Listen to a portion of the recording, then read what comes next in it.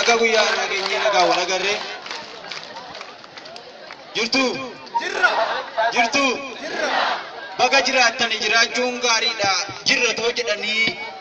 bantii ofii keessatti guyyoo ajjeefamanii nan jira jechuurra hin jiruun ba'iidha.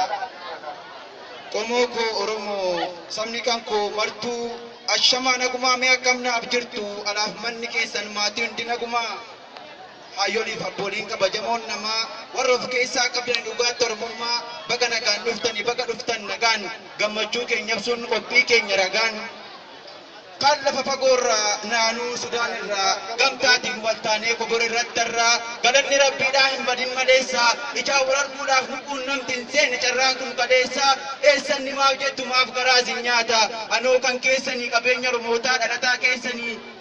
baga Oromoo godhee na uume rabbiin koo isinii wajjinii Oromummaan anaaf boonsisaa maqaati wanta biraa dhiisaa Oromoo jechuun naaf gammachuu kooti. Yerooni tokkummaa keessanii fi gurmaa'insa keessanii ija kootiin argu gammadeen gammachuuf akkan ta'uun beeku gammadeef waddaadha guddaan sinii qaba lammii koo jaalala oduu tokkoon beeka godaannisan qaba ijaan isin argee gaafa isa yaadu akkan ta'uu dhaba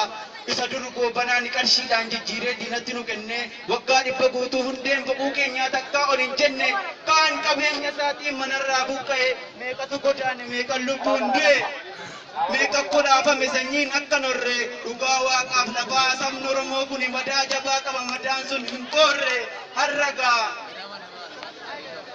hundu akka saatti kun argatee mirgaa wal jaallachuu didaa wal ilaalaa dalgaa gocha suuqanneessaa kan warra isaa duraanuuf deebisuuf jedhee kunoo leengadhuma finfinnee keessatti diinni keenya dhufee wanta meeqa godhe.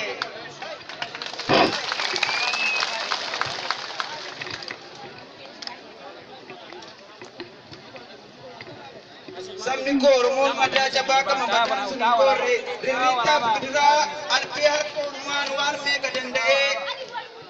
itti tollaan miti sabni Oromoo kun jiraatee raga'ee dhiitichaa fareebichaa diinaan kabalamee utuu dararamuu hidhamee akka horiitti osoo garafamuu as ga'e maleessa itti tollaan miti takkaa sabni Oromoo ragaatu addeessa haa ta'u immoo malee hunda dandeessanii jafa qamaa obsaa qabsoo itti citan warri addanaan geessan nuuf taatanii ibsa galata hin qabne qabdu seenaa bira faacha isiniin godhannee nuti isiniin dhaadata yoomiyyuu sabni keessan onnee irraa isin jaallata bu'aan dadhabbii keessanii bilisummaa haa ta'u kaayyoon Daawud Ibsaas galmasaa haa ga'u. Hunda keessaniin beeka ciccitanii kaayyootti guyyaa irraa kan keessanii takkaa miti dhaayyootti qabeenyaaf humna keessan lafeetti cabdanii warri kaayyoo Oromoo dhiigaan nuuf utubdanii seenaan isin yaadata jalqaba amma dhumaatti qabeenya keessaniin kaayyoo utubdanii irbuu ishee kana maatti ciccitanii yoo hadhooftes qabsoon itti ciccitanii maqaa keessaniin boonna isin goonee dhaadannoo onnee keenyarraa qabdu kan hin banne yaadannoo baga itti ciccitan bu'aa dadhabbii keessanii obboo keessan dhugaa baga jaan argitan.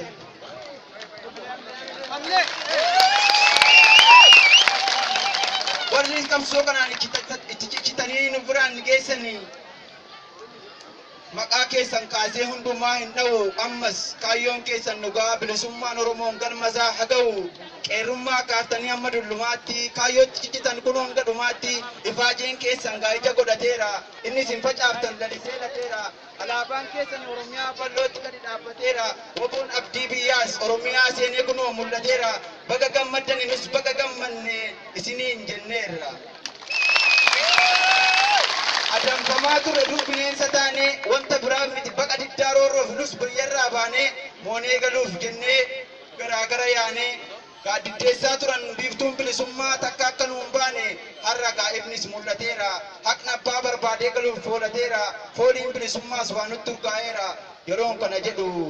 kaayyoon galma keenya ittanii immoo callifnee kan teenye itti fufuu qabsoon karaa maraa malee yaa Oromoo malee yaa saba koo madammarii jedhan duubas waatu jira ani waa shakkeera inni dammar madammaruu inyaa madin dammaraadhan dimmirichi akkam garuu kun waan saatti nuuf hin galle reebichaan niitamaa idaan dararamnee finyoo harka Oromaan dirra gaadi'amnee osoo qabnoo dhandee beelofnee hagamnee osoo qabnoo dhabnee beelofnee hagamnee qeerroodhaa fi qarreen akka martuu daaraa qaamaa shaakammoofnee ba'aa hamma gaaraa diinni nurra kaa'een jiraattuuf deedhamnee jiraachuuf uumamnee bara jaraa sana jiruun ala taane qabeenya abbaa keenya kan silaa hooggannu wayyaaneen saamamnee biyya abbaa keenyaa mallattoo oromootaa halagaan sarbamnee nu faffacaasanii saba mana gawaddaan tamsaasanii nutti kolfaa turan jarri garaan maltee ammas hin dhibanii akka oromoon jedhe sibiilumaan maru sibiiluma sana sibiilaan circiru angkan jedhume sibiila sana moo abidda isa sibiila cicciru eenyu abbaan rakkoo ibidda sana moo sibiila sadiinaan halagaan michoomee sibiila dararu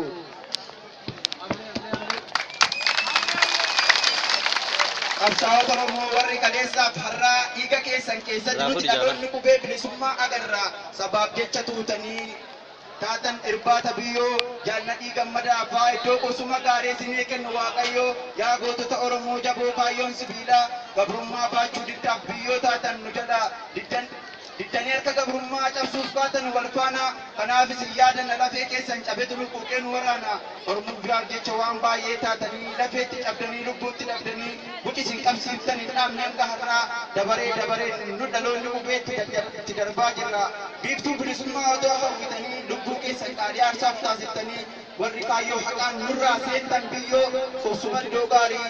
isin haa badhaasu rabbiin koo waaqayyo biyya bilisoomte arguudhaaf jettanii warri qaroo keessan of keessaa dhabdanii jaallan lafee cabdan kanneen lubbuu dhabdan hundumti keessanii ana daddaan baasee maqaadhaan hin dha'u jannata olaanaa rabbi isin haa qabu gabrummaa mannaa diin fidattee bosona galuufan qawwee koo fuudhee saba bal'aa hin callisinii tokkummaa lolmee diina hin cimsinii jettanii diddanii ormaaf guddeedhamu nu barsiiftaniittu biyyaaf wareegamu har'as bakka keessan kan bu'uun dhabamu kanneen nurraa duutan jannata keessatti lubbuun keessan kaaniin walitti haa qabamu jaalle durra hin maammad takkaanuu sin dagannu rukuttaa fi deemaa oromummaa kabajamaa bu'aan qabsoo keessanii bilisummaa haa ta'u maddi keessan bal'aadha takkaa hin cidhuun bu'u haqaaf falmattanii gabrummaa diddanii kanneen harka diinaan nurraa seentan biyyoo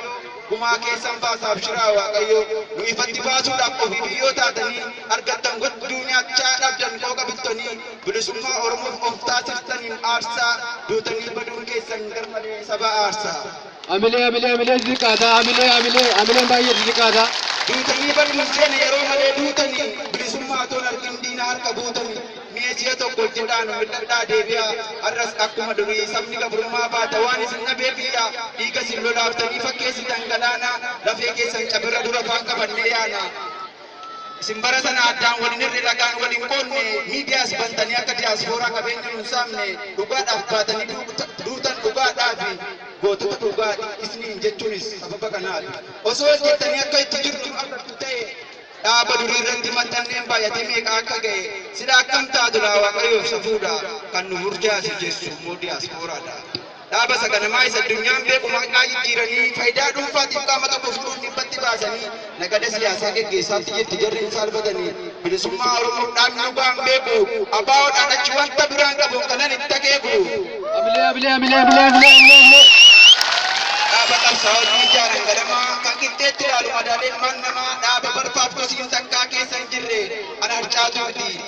abaaboo maleessaan kan biraan agarre kaayyoon ijaarsa isaas uummataaf ifaadha oromiyaa wala bulti oromoo bilisumtee jasaan arguudha malee akka ishee kaanii hin daddalu qabsoo jechaan naman tokko akka almaan arrabsoo waan ba'eef ni beeka akeekaaf kaayyoo isaa olottuun baay'attees baay'attuus diinni isaa abaa'oonni jedhan eenyuun akka ta'e hojii isaatu ibsa. Gootota hundeesse dhaaba uummataaf ta'u kan sabni Oromoo dhaaba gooti jedhee maqaa isaatti of ta'u jaallan qaqqaalitu hundeesse ganama kanaaf waan hundaa ol saba Oromoo biratti danuu jaallatama dhaaba har'a uumamtee bor dhabamtu miti kan jalqabaa akkuma abdii saba Oromooti abaa'uun durumaa miidiyaan hundaa'ee miti inni kan dhufe dhaaba kaayyoo haqaaf maxxee meeqa dhufe ta'uu isaanii beekna nus kanaaf jaallanna akka qaroo keenya dhaaba shiishaa farsoon kan dhaabbate miti abaa'uun ijoollee dhaaba keenya haqaa dhugaan jaallannuuti wanta biraaf miti sababa maqaa isaa meeqa lubbuu dhabe meeqa funcaan hormaa micciireessa qabe meeqatu dhabame achi buuteen isaanii meeqa allaattiin nyaate kukkutee foon isaanii gootota kumaatamaa jiraaf du'aa wallaallee lafee jaallan gargariis boolla tokkotti awwaalle. kaanis qaamaa hir'atee agartuudha bufgeessa kaan osoo lubbuun jiruu qaama biddaan bobeessan fedhii isaa kana garreef kolaatanii dargaggoo akka hin jirre nu goote saroonni ilmaan waangoo abidda dhaboobaadhaan guggubannee ciicomnee nuti ilmaan Oromoo hammuma har'aatti iyyuu bilisummaaf falmanna takkumaa abdiin muranne Oromoo kana cabsuuf diinni waan guddaa yaada. Amilee kennaa fi amileen baay'ee xixiqqaataa jira. Amilee kennaa malee. Oromoo kana cabsuuf diinni waan guddaa yaada kutaa kutaan qoqqoodee nama baasuun adda addaa Minilik irraa kaasee kun hanga wayyaaniitti duduubaadhaan dhaabbanne jarri dhufaana jirti. Oromoon akka hin beekne duudhaaf afaan isaa baruu kolaasanii abbootii hayyoolii morma muru. Kanuma keessaa jirra nuti hin banne hanga har'aa guyyaa borii keessatti nuti dhaloonni qubee bilisummaa agarra. Ni bilisoomne shakkoo ofii keenya jabaanne yoo oboo jabeeffanne falmaa daandii haqaaratti yoo maddi dhaabbanne isaan dhaggeeffatina warra diyaaspooraa daldaltoota qabsoo kanneen hojii shiraa warra ba'an hin jedhu faatu jira. Woboon OMS jira. Omee osoo jiraate maaliif as hin baane jedhanii odeessaa turan garoonni abbaa wayyaa saroonni wayyaane hin jiru isaa deessiti hin jirreen of hin jirre lummuu jiraatee fenna hin jirtaa kee akeekna takkumaa abdiin murre akkam hin jiru woboon akkamittiin dhabama Oromiyaa mara gammoojjiidhaaf baddaa bakka woboon hin jirre jira jettee yaadda.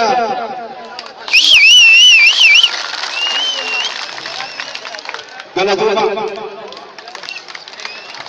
Asirratti dhaamsi tokko dhaabnaa jedhama. Walaloon dheeraa kan